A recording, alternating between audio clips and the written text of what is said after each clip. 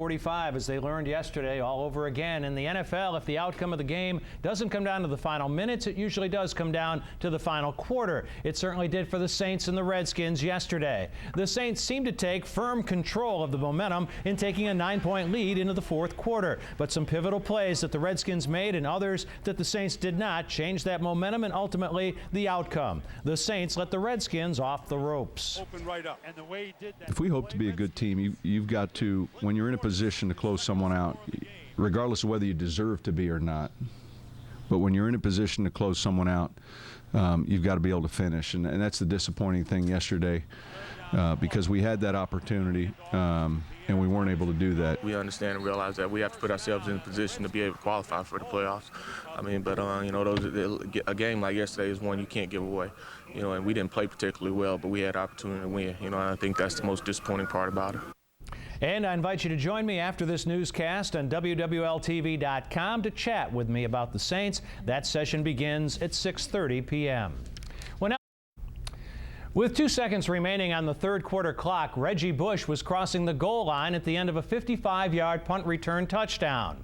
With the extra point, it gave the Saints a 9-point lead and seeming control of the game. Reggie's return would apparently allow the Saints to get out of D.C. with a victory not so much earned as provided. For the moment, there was a Bush in Washington with an exit strategy. But the Redskins would ultimately win the war because their infantry was stronger than the Saints. And this could very well be a disparity in the arms race the Saints will face more often than not. The primary need on the team that was left unaddressed in the offseason was the running back position. There was the hope that Deuce McAllister could return to his former self despite the massive odds to the contrary. There was the hope that a troika of undersized backs in Bush, Stecker, and Thomas could withstand the pounding of running between the tackles despite evidence to the contrary. There was the hope that their efforts combined could equate to those of one featured back. Now, all of those hopes remain. But unfortunately, after 2 games, so do the doubts that either scenario will become reality. In brutally hot conditions yesterday, Pierre Thomas, probably banged up more than we knew from the opening game slugfest with the Bucs, averaged 1.3 yards per carry. Having to play special teams as well caused him to expend precious energy in both areas. Lance Moore spelled him for the final kickoff return of the day. His 36-yard return was 13 yards longer than Thomas's best of the day and best of the season. Stecker has been out for the first 2 games. He too runs hard and absorbs far more punishment than his size can deliver.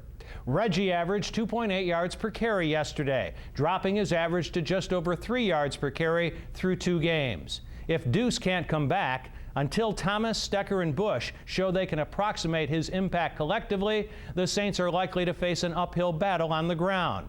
And it's hard to run uphill. Dominating in the running game produces statistics at game's end that reflect not only how you won, but that you won. In that reflection, right now at least, the Saints are seeing the face of a 500 football team, and it's their own. Will you be chatting with me at 6:30? I know you like to stick around. Absolutely. Yes, you will be on the WWLTV.com chatting right. to viewers who tune in. That's right. This will be a treat for many people to ask you directly questions. And I hope that you'll be amongst them. Of course, we wouldn't miss a second of this. Thank you, Jim. We've